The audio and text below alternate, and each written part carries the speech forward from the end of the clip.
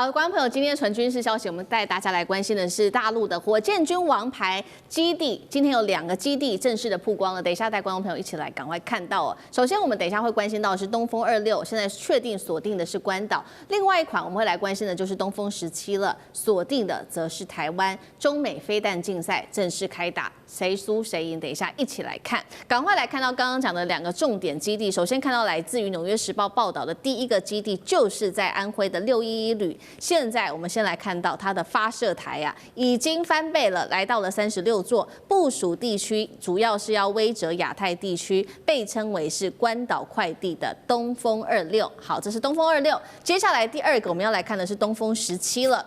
距离台湾非常的近，只有579公里，所以这个被视为就是要锁定台湾的一个武器。好，我们先来看到2款的武器的性能做一个对比。首先来看到东风26，它的最远射程达到了4000公里，重点是它可以装核弹。那么它的特点是以公路机动为主，战略用途主要正则是第2岛链的关岛哦，还有区域上面的封锁。接下来我们要看到的是东风17，最远的射程达到2500公里，是属于常规性的武器。那么它是高超音速、可变轨的，成为了目前主要针对台湾的一个主力。根据了解，它是可以突破任何的拦截，都没有办法给它拦截下来的，速度是5马赫。好，节目一开始我们来关心，请孙委员带我们看解放军现在东风26，根据了解库存已经达到500枚了。美国智库认为说，这将让美军是无法干预台海的，真的是这样吗？美国有办法压制吗？委员怎么看？对，我先从几个层面来看这件事情哦。就是自从美国这个迅雷不及掩耳的轰炸过伊朗之后，再看到卡达莫名其妙的在美国默许的情况之下被以色列轰炸之后，现在全世界跟美国不太对盘，或者可能将来预测会不对盘的国家，现在都开始提高警觉了。那么甚至你就看到像中东这些国家，连沙特都要跟巴铁结盟了，就是因为过去沙特长期以来是依赖美国的，现在他想一想，美国实在不太可靠，我还是要多拉一个盟友来作为保障。所以不要说是中国大陆在做这个部署了啦，我相信全世界所有的国家跟美国现在不太对盘，或者可能将来会不对盘的国家，都做了相对的部署了，因为谁都不知道美国会不会玩同样的在玩这一手的这个策略来打击你。那事实上，对于军事的这个装备的部署哦，本来就是一个铜板敲不响的。为什么我要这样讲呢？就现在这个《纽约时报》登出来说，中国大陆部署了多少飞弹哦，在哪里部署了多少，就是为了针对美国。可他有没有回过头来看一下，那美国过去这1年在亚洲部署了多少是针对中国大陆的？他在菲律宾、在日本、在韩国，他在这条防线上他布了多少飞弹呢？那如果你是北京政府，人家都布了这么多飞弹了，你不布一点，这还得了吗？所以我说这叫做一个铜板不会响啊，你知道吗？这2个铜板才会响的。所以当时我们看到那个时候的这个古巴危机，就是一个最有名的例子啊。今天如果苏联要部署，美国就动手，没有办法的。连美国都不能够容许苏联在古巴来部署飞弹了，你现在美国在中国大陆这个第1岛链的这条防线上部署了这么多，摆明了就是针对他的飞弹。然后呢，你叫他摆在那里束手待毙吗？或者你跟他讲说这些飞弹不是打他的，不要误会，这些飞弹是打中亚的哦，或打欧洲的，他会信吗？所以我说，其实这个始作俑者哦是美国的部署，美国大量的在部署飞弹，所以中国大陆当然必须要采取这个被动，必须要采取同样的这个态势。那你说对？为什么要做这个关岛快递哦？那当然是因为如果台海发生战争，所谓的这个区域戒指或者是这个反介入，其实当然关岛是大家认为是最有可能的美国的第一条的这个前线哦。所以对关岛也好，这个采取一些威慑的力量，某种程度就是希望让美国知道说你不要介入，未来如果台海会发生任何事，你就站在一旁看就好了哦。那么甚至你看到像东风17针对台湾，其实我觉得这也不太意外啊。所以其实我觉得还是我要强调那句话，中国大陆不会主动的攻击别人，从历史以来我们看到的就是如此。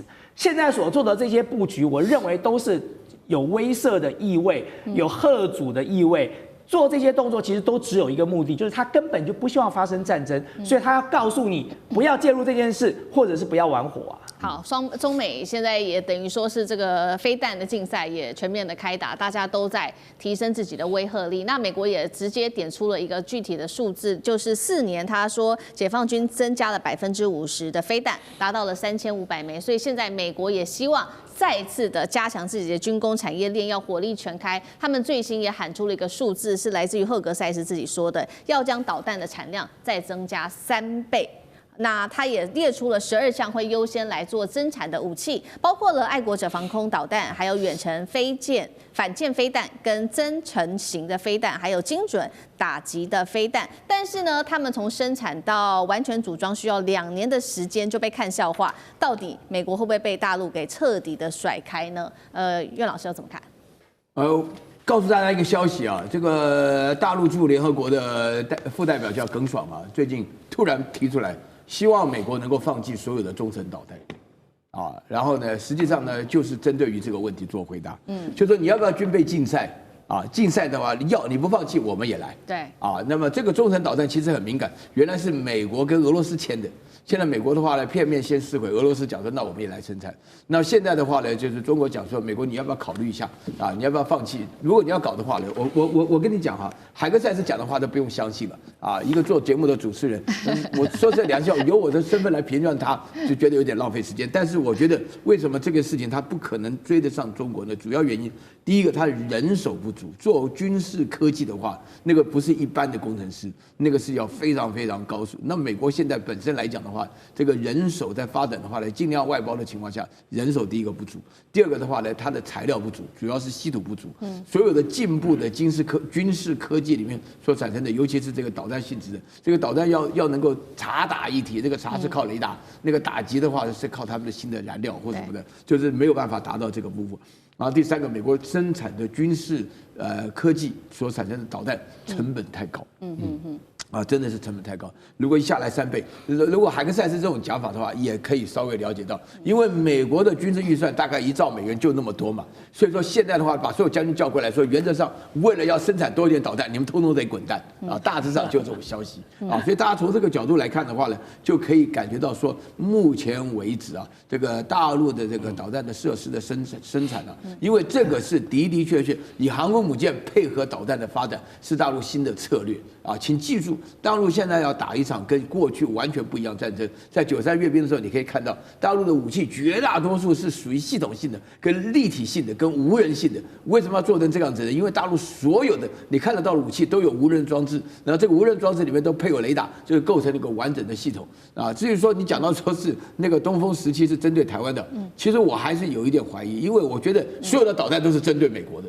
啊，所有导弹针对美国，因为什么呢？因为对于美国来讲的话，第一岛链、第二岛链啊，你一直打到这个夏威夷本土的话呢，那么他们都要能够打得到。所以说你可以看得到所有的导弹，那还有那个东风31、61，还有那个东风51，那全部都是针对美国的。好，不管接下来我们看到这个东风17是不是针对美国还是针对台湾，但是台湾这边也有所准备。我们今天要带观众朋友来看到是这个2款武器，说是能够对付东风17这款幽灵飞弹的，因为本来被视为东风17是谁都无法把它拦截住的。那现在这2款到底能不能治它呢？等一下请干哥来看。第一款是天宫4，它具备变轨功能，有可能拦截极音速飞弹，但是实战的难度很高。第2款是铺路爪雷达，它有东亚之眼的称号，美国也承诺会做全面的升级。但是大家现在担心的是，在中东的战事发生的时候，以色列空袭卡达的时候，大家还记得吗？当时被质疑是完全失灵了，根本就被美国给完全控制住。真的，这2款武器能够拦下东风17吗？干哥怎么看？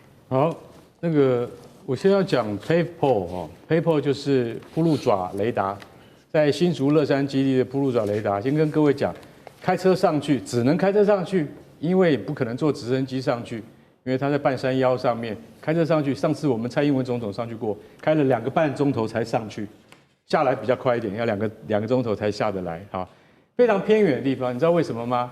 它就是终端高空防御系统，是美国啊。只在海外部署的2组，它的成本是400亿台币。那400亿台币当时是砸大钱，在台湾装这个东西。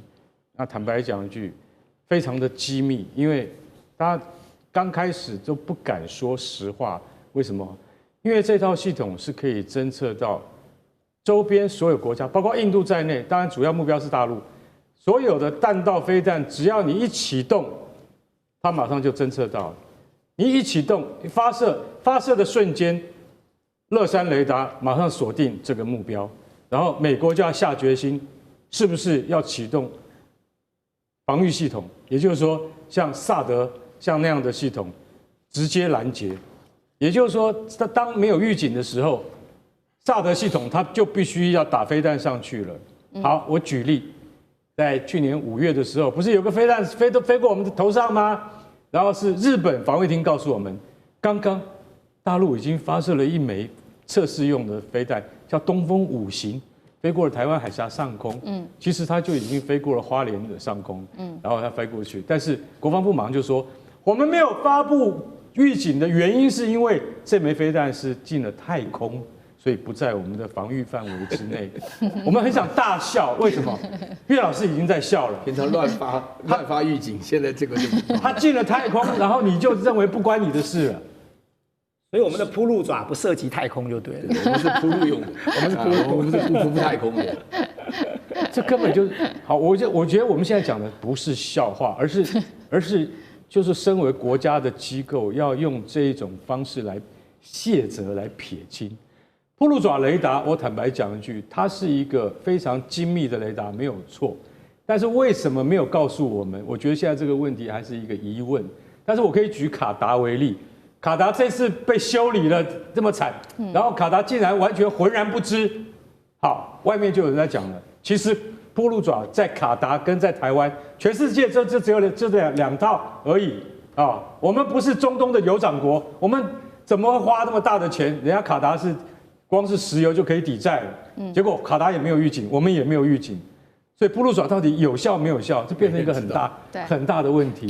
然后现在再来讲天宫4型攻势飞弹变轨，可以变轨啊，东风17一样是变轨啊，那叫什么？那叫先拼先，鹿死谁手还不知道。我现在告诉各位，从数据上来看，天宫4型要能够拦得下东风17，那都是理论。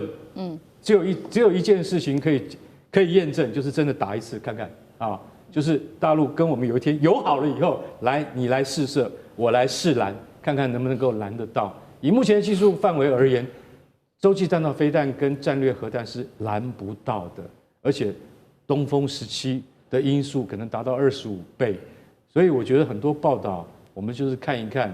把它当作新知，但不要尽信。我们还是要相信专业。对，而且就像干哥讲的，我那时候看到他说天宫4可以拦截，原因是因为天宫4会变轨。因为我不是军事专家，可是我那时候第一个疑问就是，人家变轨，你也变轨，那这代表什么意思？你的变轨就可以打到他的变轨吗？是 suppose 你变你的，他变他的，各变各的，不是吗？所以这是好奇怪的逻辑哦。你说天宫4会变轨，那是代表天宫4很难被拦截。可是因为天宫4会变轨，它就会打下一个变轨的这个洲际飞弹吗？我觉得这个逻辑我实在完全没有听懂。讲实战，不要讲逻辑。好，谢谢老师。那我们休息一下，马上回来。地缘政治、美中之争、战略价值、强权崛起、小国生存，现在与未来洞悉事件走向，掌握世界脉动，全球观点尽在环球大